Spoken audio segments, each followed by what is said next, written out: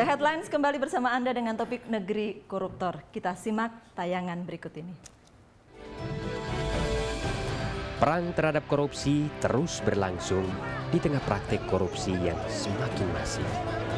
Sudah 10 tahun KPK berdiri, toh para koruptor masih merajalela. Tidak heran jika berbagai kalangan meminta agar efek jera diberikan kepada koruptor. Dari usulan hukuman mati, pemakaian baju tahanan khusus kepada para koruptor, sampai usulan keharusan bagi para koruptor untuk menggelar jumpa pers yang didampingi keluarganya. Toh tidak sedikit pula yang menginginkan KPK kerdil. Dengan berbagai cara, KPK dibonsai.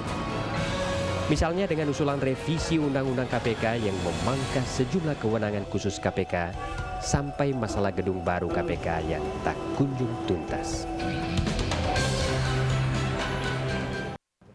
The Headlines kembali untuk Anda, dan Bapak-Bapak kita bicara tentang yang bagian terakhir tadi, penguatan KPK. Pak Todung, bagaimana penguatan KPK? Saya setuju KPK itu mesti diperkuat dari segi sumber daya manusia, dari segi budget, ya kan? Kemudian juga dari segi institusi ya, dan perundang-undangan. Undang-undang KPK itu sudah banyak sekali di judicial review. Pengkerdilan KPK sedang terjadi, ya.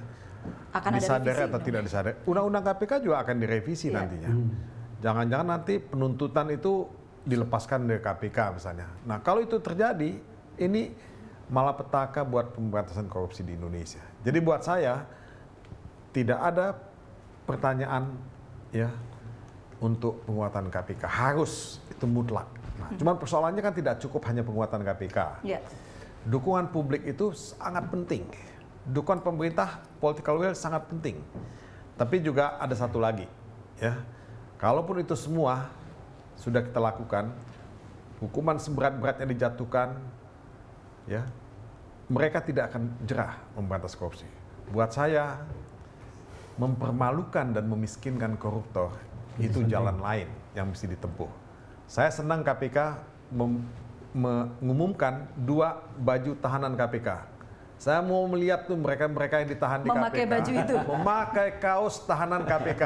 Nah itu saya akan lega itu melihat itu. Iya, kita ke Pak Wahyu. Bagaimana penguatan KPK dan pemberantasan korupsi tadi kalau Pak Pak Todung katakan? Memang isunya berseliweran untuk para pihak yang merasa dirugikan atau terancam dengan kehadiran KPK itu tidak henti itu terus melakukan pengebirian. Saya dengar juga ada dulu itu rencana untuk SP3 itu gimana supaya tetap bisa dihidupkan di KPK, ya kan, sampai kepada katakanlah bermuara untuk menghalangi, ya kan, persetujuan terhadap pembangunan gedung KPK. Bagaimanapun tidak boleh dikerdilkan begitu ya? Oh iya, kita dalam posisi harus super body, kalau enggak.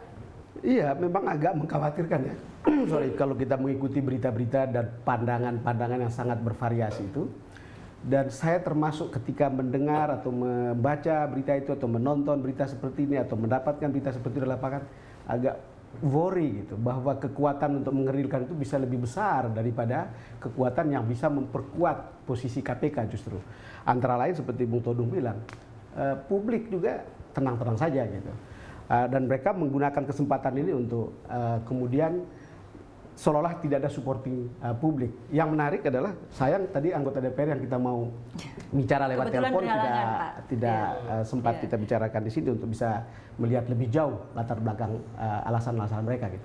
Tapi kalau kembali kepada bahwa korupsi itu membuat hidup kita berantakan secara ekonomis atau kehidupan masyarakat bisa lebih jelek karena korupsi. Orang harus mestinya orang harus aware dengan posisi KPK yang harus lebih diperkuat. Bahkan tidak hanya ada di Jakarta. Kenapa mestinya Komisi Informasi itu bisa sampai di provinsi? Komisi Penyiaran bisa sampai di provinsi. KPK mestinya bagaimana KPK kok cuma ada di sini? Gitu ya? Iya, ada kekeliruan dari teman-teman di DPR maupun sebagian besar pakar hukum yang menganggap KPK itu ad hoc. Ini kekeliruan yang besar. Tidak ada pun sedikit di dalam undang-undang itu menyatakan KPK itu ad hoc, satu. Kemudian kedua, lembaga-lembaga korupsi, lembaga anti korupsi yang ada di dunia itu tidak ada sifatnya ad hoc, itu permanen semua. Karena korupsi tidak berhenti gitu kan? Iya, makanya itu kekeliruan. Kalau ada anggapan bahwa KPK tidak perlu punya gedung, KPK tidak perlu ada di setiap daerah karena dia sifatnya itu. Ini pemahaman yang keliru menurut saya. Oke. Tentang pendidikan untuk untuk kalau Joint pencegahan Committee PSSI yang saya pimpin itu ad hoc. tapi pemberantasan korupsi tidak ad hoc gitu. Yang menarik Nunung, strategi pelemahan dari lawan-lawan para koruptor yang terancam dengan kehadiran KPK Dari para itu koruptor ya? dari hulu sampai ke Teman para hilir. koruptor, ya. Hilirnya itu katakanlah sampai hilirnya kan di pengadilan, pengadilan tipikornya itu. Ini hakim-hakimnya ini juga berpertanyakan ini. Banyak sekali keputusan-keputusan terutama menyangkut persidangan korupsi tersangka dengan tersangka kepala daerah yang gampang dibebaskan. Pertanyaan berikutnya, Iya. seperti kata Bung Todung tadi, siapa sponsor di belakang gagasan pengkerdilan ini sebetulnya? Seperti tadi katanya ada kebijakan macam-macam kan pasti ada sponsornya dan itu karena pertimbangan-pertimbangan tertentu. Tambah lagi penyidiknya dikirim yang residu lagi. Ini salah satu yang jadi bahan perdebatan di bukan yang revisi KW1 undang-undang itu adalah soal penyidik ya Pak Abraham Samad ya. Iya. Maunya KPK adalah penyidik sendiri. Jadi kita tidak mengistilahkan penyidik independen, ya. Jadi kita mengistilahkan penyidik KPK. Penyidik KPK. Ya, Baik. jadi bisa saja datang dari polisi, masyarakat umum, kejaksaan yang kita rekrut sendiri berdasarkan kriteria-kriteria yang kita punya. Ada satu hal yang terakhir tadi, ancaman itu sebenarnya dari mana sih Pak Abraham? Ya yang jelas pasti ancaman itu datang dari orang-orang yang terganggu dengan visi misi pemberantasan korupsi KPK. Siapa tanpa saja pandang yang bulu. merasa terganggu itu kalau bisa digambarkan anatominya tentu mungkin susah menyebut orang. Kalau bahasa sederhananya calon koruptor kan. Ya, ya terutama pejabat publik lah yang berurusan dengan duit. Ya, kalau tadi dikatakan bahwa hampir semua lembaga ada tercemar korupsi, ada kemungkinan Berarti begitu besar toh begitu besar. dan begitu banyak. Ya. Para pejabat publik Banyak yang sekali. berurusan dengan perputaran uang begitu besar, termasuk dengan para pengusaha rekan-rekan yang biasa bermain dengan duit itu aja. Ya. Tapi kita semua sepakat bahwa memang korupsi harus diberantas. Pengusaha di hitam. dalam KPK. Pengusaha Pengusaha hitam, hitam, the ya. black apa itu? Pengusaha hitam, ada pengusaha Pengusaha putih soalnya. Iya kan nggak semua pengusaha juga jelek Iya. mungkin bantu. Ya, kalau Iyalah. memang mau pakai istilah pengusaha hitam ya pengusaha hitam, politisi hitam, Ya. Iya. ya kan? Oke. Birokrat hitam. Iya. Birokrat hitam. Tapi kita Apalagi? semua kita semua yakin bahwa kita tidak ingin ada Todung korupsi juga lebih tahu, banyak Nung. lagi. Bung Todung juga tahu. Ada juga lawyer hitam, black. Oh, Ya. Iya. Tapi Ada di jangan semua bikin kalangan. kampanye hitam.